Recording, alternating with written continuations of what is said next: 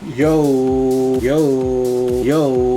Yo, what's up guys? I'm so excited today kasi mag-unbox na naman tayo ng sapatos. So hindi lang tayo mahilig sa music, sa gadgets, sa kotse, mahilig din tayo sa sapatos. At ito yung unbox natin today guys, sa isang basketball signature shoes. So finally, nakakuha na ako. So pasensya na guys, medyo natagalan. And isa to sa mga best outdoor basketball shoes na mabibili nyo today. Maganda yung reviews niya, sakto lang yung design. So ano pang hinihintay natin? Tara, tignan natin yung tinutukoy kong sapatos. Let's go! So guys, so ito yung box niya. So it's color black. So dito sa gilid, merong Jordan logo. So this is a Jordan basketball shoes. Dito size, pangalan ng sapatos, 23. Sa ilalim, just Nike Air Check Swoosh. At sa taas guys, Jumpman Jordan logo. So parang box siya ng mga Jordan 1 low. Pero tingnan natin kung ano yung nasa loob. Let's go. So may paper, 23. And yung shoes. Look.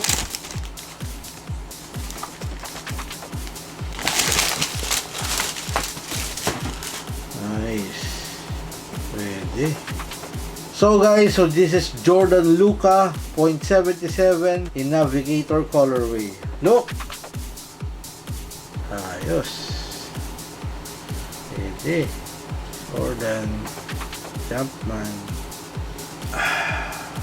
So guys, so ito yung aking latest cup, si Jordan Luka 77 kung tawagin, pero ang tinatawag talaga dito is Jordan Luka 0.77 yung Navigator colorway. So ang SRP ng mga Jordan Luka 0.77 is 5,795 pesos. So ngayon, kung nagtitingin kayo online, maaaring makabili na kayo ng mga sale nito. So hinihintay ko lang talagang mag-sale si Jordan Luka 77 kasi alam nyo naman ngayon guys, yung mga sapatos bigla nagsisale. So finally, nakuha ko siya ng discounted price. And like I said, isa to sa mga best outdoor basketball shoes na mabibili nyo today. Kasi ginawa ng Jordan brand talaga to as an outdoor basketball shoes. So dalawa yung nirelease, isang Jordan Luka 4, which is yun, more on pang indoor talaga. Then this one, the 0.77 na Luka. So parang mas maganda yung reviews nitong 0.77 compare dun sa Luka 4. So sana soon makakuha din tayo pag medyo bumaba na din yung price niya. So design wise, okay lang.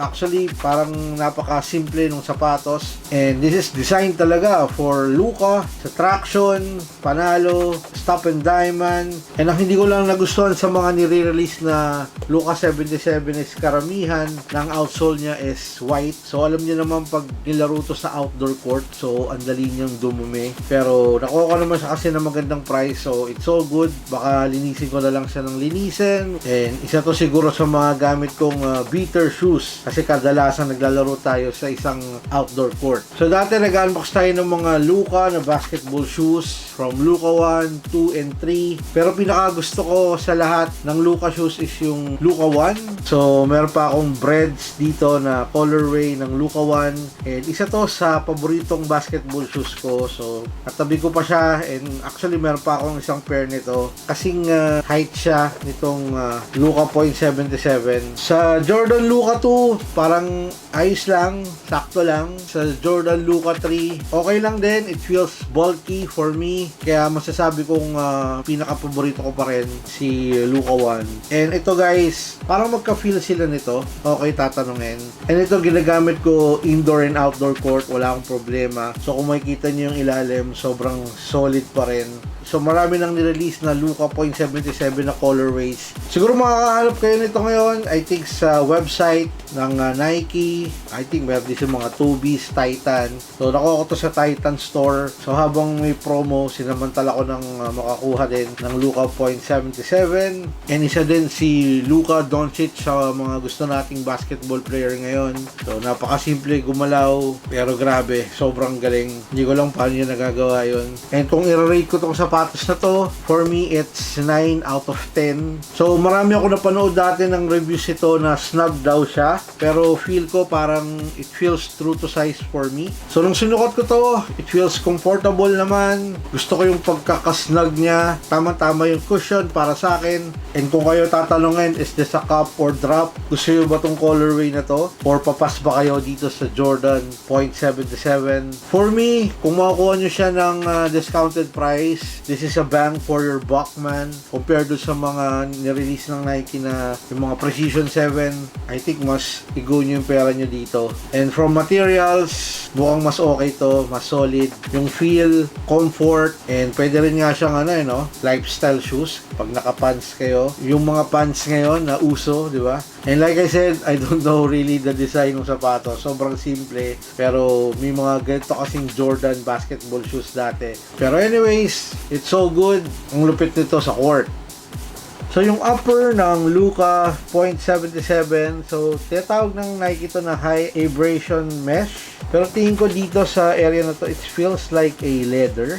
Siguro itong part na to, sinasabi nila. So sa sintas niya, it's a rope style laces. So dito sa tongue, na very well padded tongue, merong logo ni Luka. And sa likod, I think this is heart na drawing nung anak niya daw. So makikita nyo dito, merong air zoom cushioning. So medyo visible siya sa ilalim.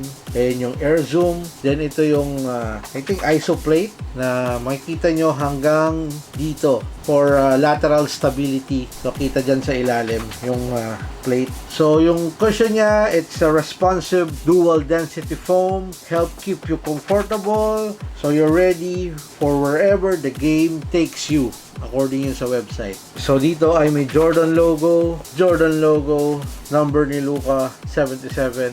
And kung makikita nyo dito, merong nakalagay dyan na Jordan.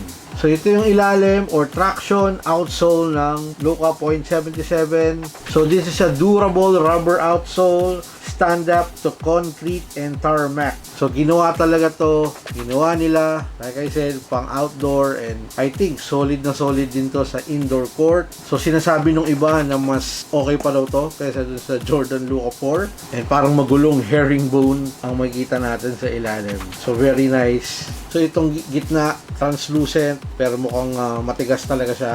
Goods na goods, man.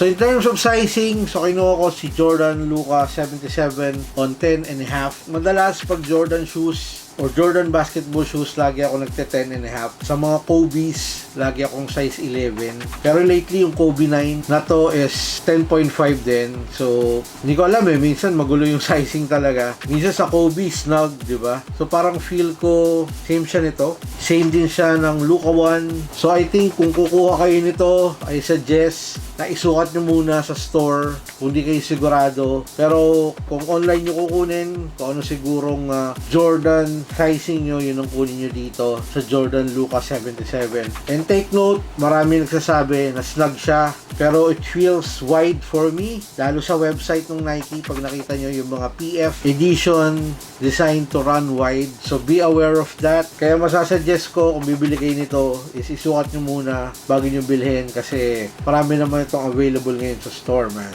And kayo pa makakapamili kung anong gusto nyong kulay. Ayos.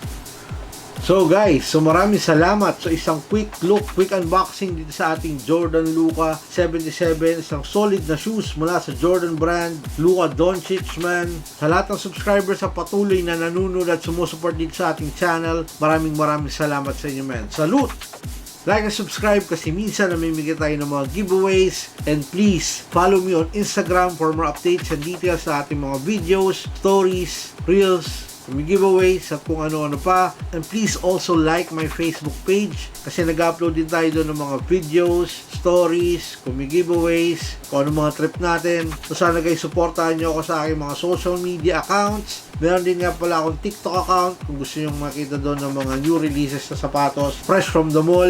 Just follow me on TikTok. And sa mga nagtatanong bakit ako may ganito, may parang procedure dito sa aking muka. So soon sana maayos na, kaya tayo naka face mask. So pagpasensyahan nyo na guys. And maraming salamat kung umabot kayo sa last part ng video. Thank you very much. Hanggang sa susunod. So peace. I'm signing out. Luka Jordan, the GOAT, man.